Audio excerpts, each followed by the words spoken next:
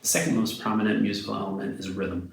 Rhythm is the organizing factor of music. It's what takes those random pitches that we might hear and puts them in a certain order and a certain timing that creates the sound, the shape, the feel of our classic melodies, tunes that we know, any Beatles tunes, Row Your Boat, Mary Had a Little Lamb, Ode to Joy that we talked about earlier. Without their specific rhythm, they could create a different song, or they could even just be without that organizational factor of rhythm at all. Just sheer noise, random occurring notes out in the ether. My teacher used to always say, and still does, you play the notes right and the rhythm wrong, you're 100% wrong. You play the notes wrong and the rhythm right, you're at least 50% right. So again, that's the cohesion factor of rhythm. It's hugely, hugely important in how we hear music, how we feel music. So by definition, the Oxford Music Dictionary refers to rhythm as a movement marked by the regulated succession of strong and weak elements. So you'll have strong beats, you'll have weak beats, and that gives you the stress, the flow, the push and pull. That timing is boom, ka-taka, boom, ka-taka, boom, ka-taka, boom, ka-taka. Without that kind of groove, it's just flat sound. It's monotone. Dun, dun, dun, dun, dun, dun, dun, dun. Any musicians out there who've worked with the metronome, that's all they do. They click a beat, bum, bum, bum, bum, bum, bum, bum, bum.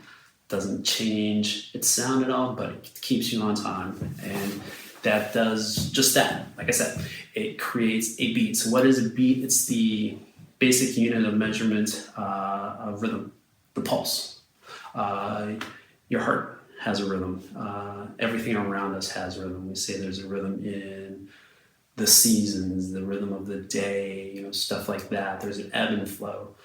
Oceans, the tides of the oceans have a rhythm to them. So again, that's that succession of strong and weak elements in there. There's push, there's a pull, a stress or relaxation. Similar like we were talking about in our melodies. Instead of the rising and falling of pitches, we have the push and pull of time.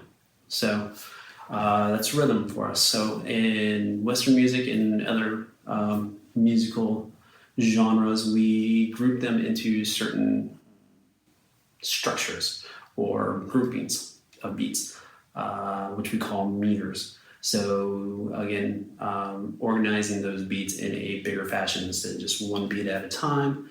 We're drawing it out over 3 beats, 4 beats, 5 beats, 6 beats maybe, usually 3 or 4 in Western music.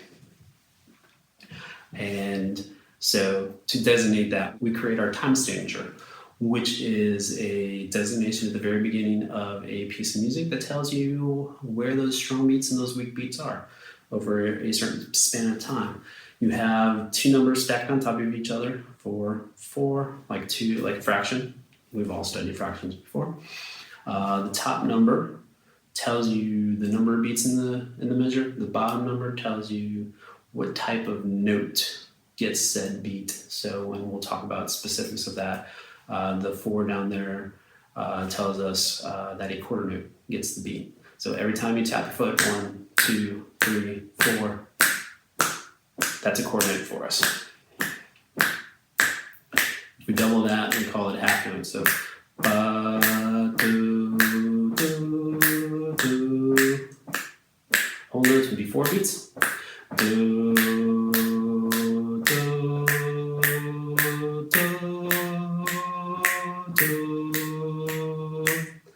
And then we can go the other way and get faster.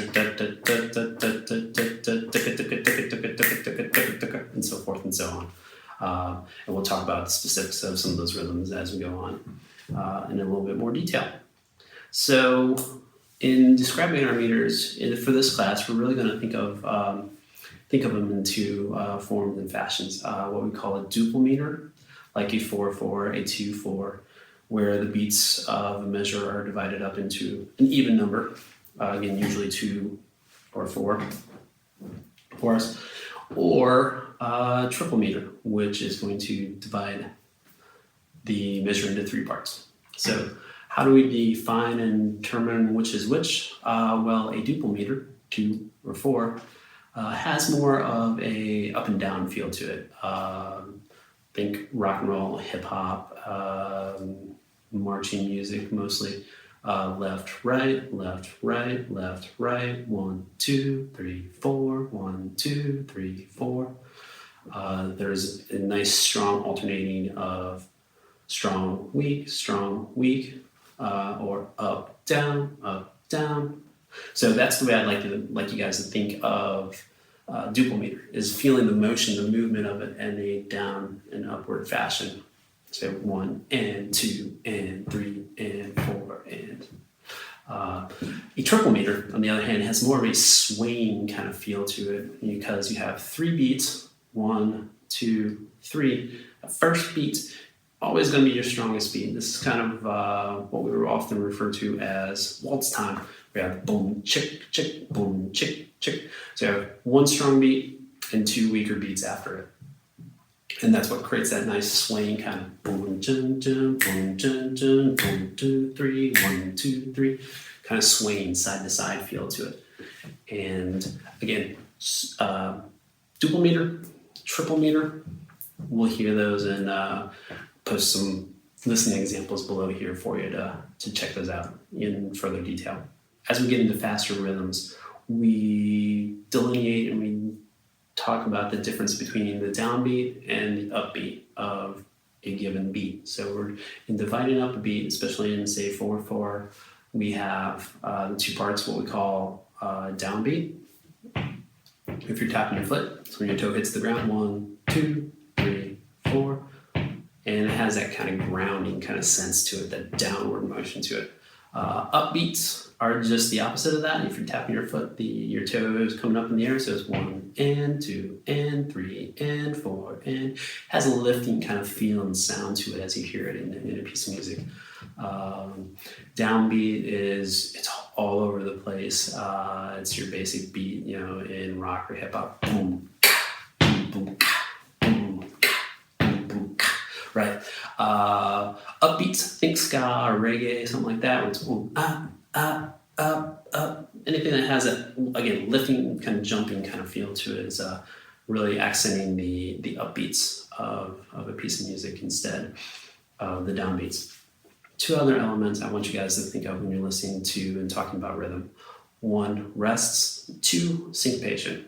Rests are just that. They're the silence, the breaks in between rhythms that are intentionally put there for a specific amount of time to give the music some breath, some space, especially if it's a singer, any wind instruments that use breath to create their sound. They're using that time to breathe.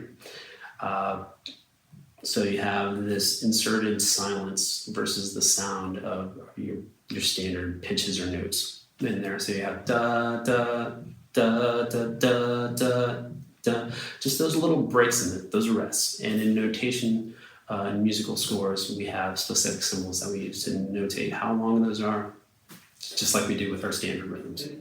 Syncopations are a specific device we use in rhythm to create maybe a more natural feel to it than the metric kind of down and up, like I was talking about before.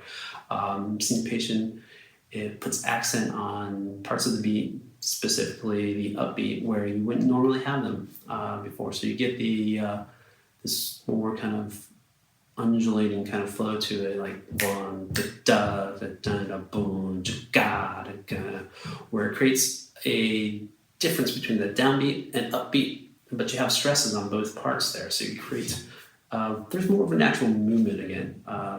That rhythm that I was just singing there, it's very common. Dun dun da dun dun boom boom boom dun dun dun boom dun dun boom, and helps move things along there instead of just being square, kind of robotic. It creates a more fluid kind of nature to it. But that's all they are. Syncopations, they create accents where they wouldn't normally be.